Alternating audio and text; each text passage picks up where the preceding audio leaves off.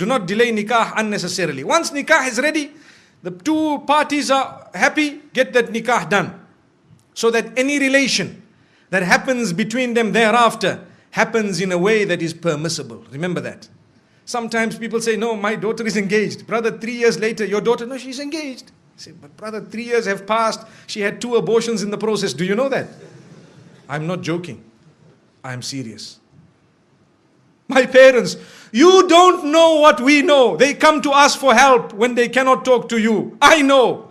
We cry when we see the children of the good people. Sometimes people we know. And they come to us, you know what, I have this problem and that problem. But sister, you are engaged to the man. How could this have happened? You know, my father told me you cannot marry now, you are still studying. My, Allahu Akbar. May Allah forgive us, really. Brothers and sisters, open your eyes. See what is going on. Ask the people what is happening. If you think we are not living in an era of hypersexuality, you are dreaming. You are dreaming. You are living in a dream world. We are living in the dirtiest society up to this age. There has never ever been a more hypersexual society than ours.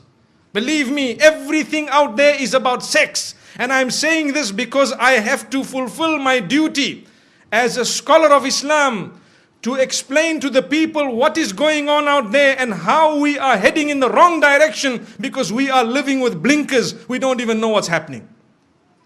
Ask your children in the universities what's going on. If you have a good link with them, they will inform you. Ask them.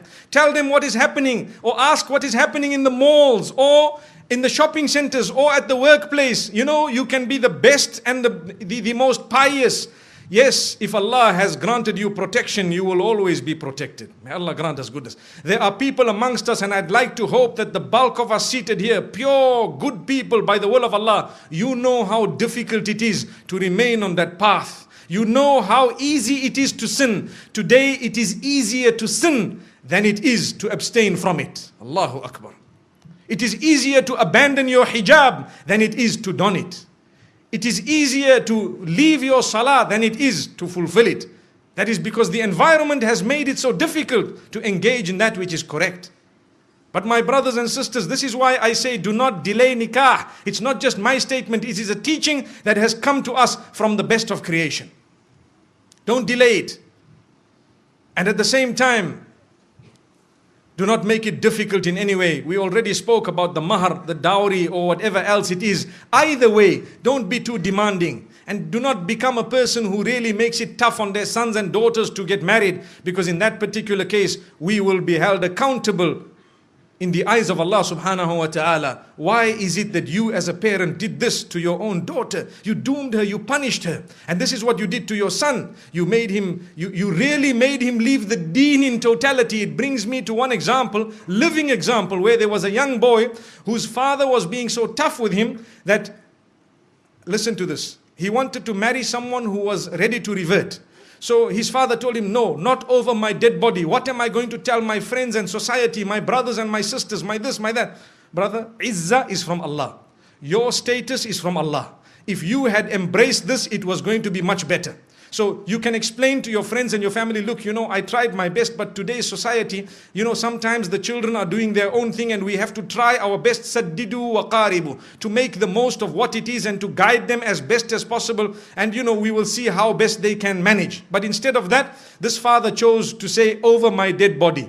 So what did the son do? He asked for help from some of the scholars and so on. And sometimes there is a limited amount of help you could actually offer, because if a man is being stubborn, you cannot really win. So after some time, he converted and left the fold of Islam and gone.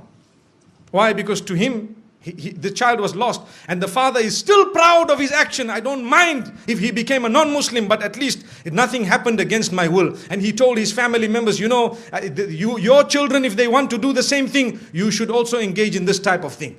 How? The woman was ready. So I had an opportunity to address this young boy.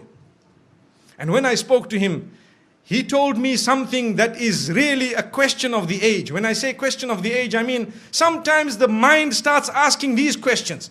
He said, you know, this woman is such a good woman that I married. She has so many good characters and conduct. She told me I'm ready to do anything. You know, I explained to her about the little I know about Islam and she was ready. And then what happened is, when my father and my parents said no and everybody disagreed and they, you know, the mother, he says my mother didn't really mind, but she has to follow what my father says. So after some time, they questioned me, her parents, to say, look, we were all okay for our daughter to, you know, to enter the fold of Islam. Now, if she is not going to enter the fold of Islam, then why don't you enter our faith? So he said, yeah, it makes sense. You see?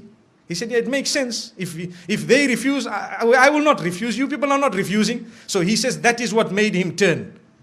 Now look at this. The young boys of today, this is the logic they are using. They will not tell you Islam is correct and Islam believes in all the previous messengers and Islam, Allah is one. Even the father perhaps doesn't read Salah correctly, but he was proud with his action. May Allah subhanahu wa ta'ala forgive that man. Really.